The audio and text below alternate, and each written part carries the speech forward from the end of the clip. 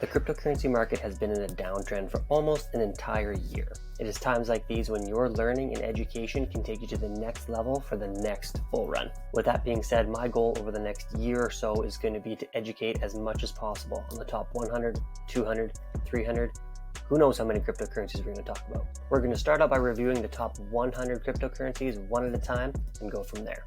So let's go.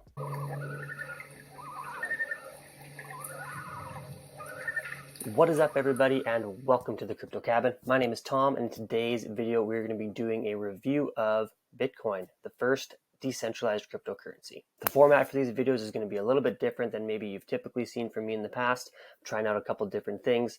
We're going to start with Bitcoin, go on to Ethereum, and then we're just going to keep on working down the list for sure the top 100, and we'll see where we go from there. So without any further ado, let's get right to it.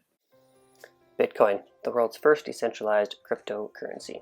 17 years ago, the idea of decentralized currency became possible with the creation of Bitcoin by Satoshi Nakamoto, who published his invention in 2008 as open-sourced software. Since then, blockchain technology has been revolutionizing how financial transactions are processed across the globe. And it's becoming increasingly clear that cryptocurrencies will play an important role in our future economy. So what exactly is Bitcoin, and why should you care?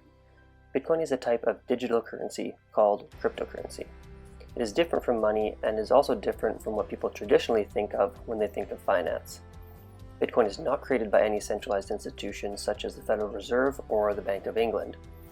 Rather, Bitcoin is generated or mined by computers that solve complex math problems.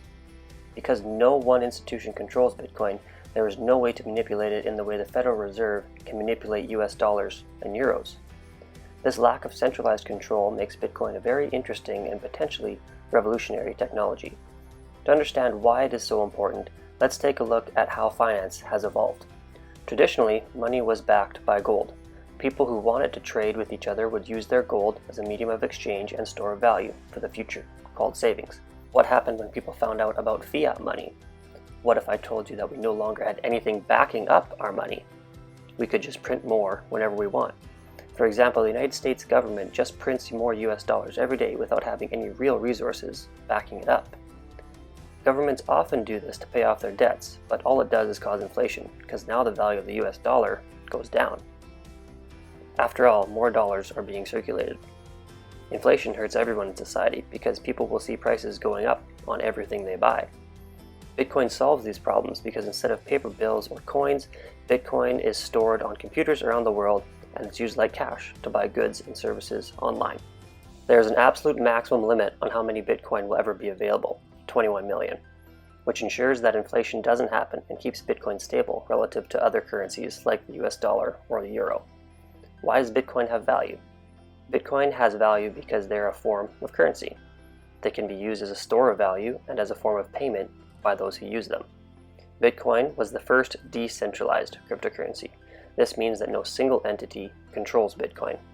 Bitcoin exists on the internet, so we can transfer Bitcoin to others via mobile apps or computers without needing to go through banks or other intermediaries who traditionally would act as the middlemen in these transactions. This decentralization is one of the key innovations of cryptocurrencies. The lack of central control also makes cryptocurrencies more stable than fiat currencies like the dollar, because there's nobody to print more Bitcoin or other cryptos that have a fixed supply when their value starts falling. If people don't trust their government anymore, then it might become attractive for people to start using cryptos instead. One way economists try to determine what something is worth is with supply and demand curves, which show how much something costs as different quantities are available. So imagine if all companies made just one type of car, like Tesla cars, only existed. Then we could say that a Tesla car could be worth as much as $1 million each. So how do I invest in Bitcoin? Well, if you want to invest in Bitcoin, here are a few ways to do so.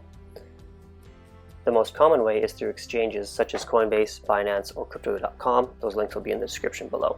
But you can also buy directly from other individuals. To begin with, the first step is determining what kind of investor you are. Are you looking for short-term investments? Do you want your money secure and easily accessible? Multiple types of wallets are used for different types of things.